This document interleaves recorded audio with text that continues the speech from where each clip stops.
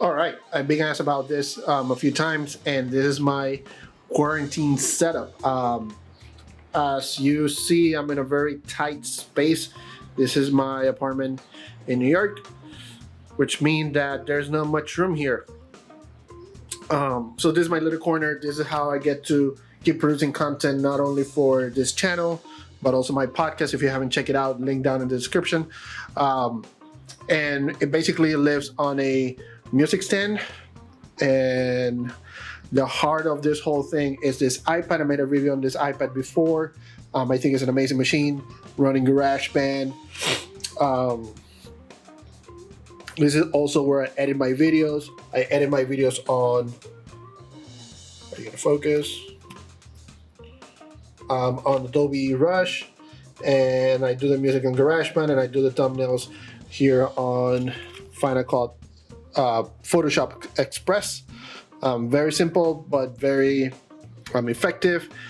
This is all being run through a Behringer UM2. Again, I have done reviews of this before.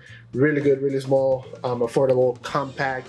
From here, I'm running two channels. Here, I'm running a condenser microphone, which I'm going to show you in a second. And here, I'm running my electronic drum pad, which, as you all know, this is a CAT KTMP1.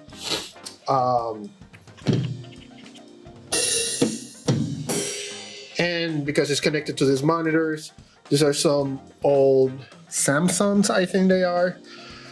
Got them like maybe 11 years ago when I moved to New York.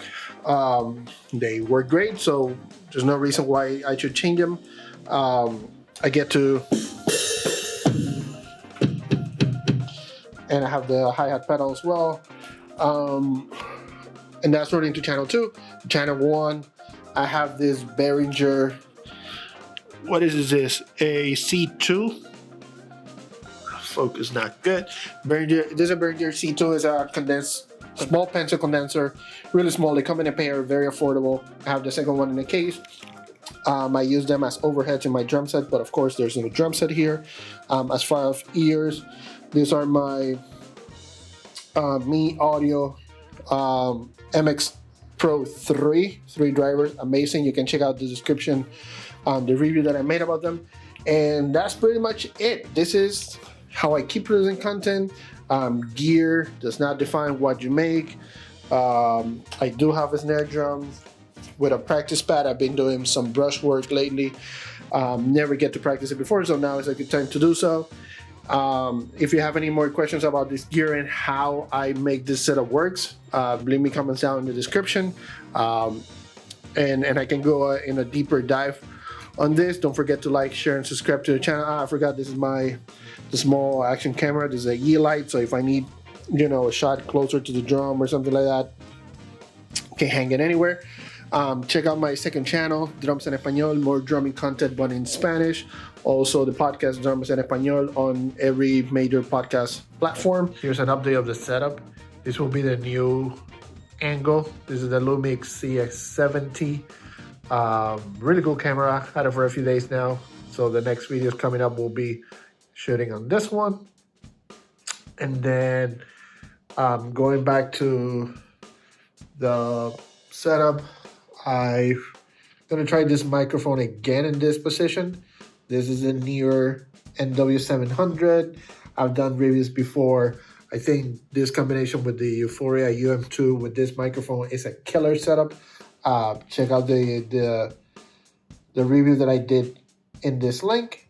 And also, I rigged the E-light, which I mentioned before, but now it's gonna be like an overhead setup. And what I did is I had this piece of wood, and I put magnets on the bottom, so I can stick it under, and there you go. And now I can have an overhead view of when I'm doing drum demos here. So yeah, I think I'm pretty happy now with the new setup. I think it will be like this, and I have this mini tripod thingy, and this is what I use to control the camera or when I'm doing Zoom calls for my podcast, Drums en Español. Again, check out in the description. And now everything is set in place. That's it for this one. Peace.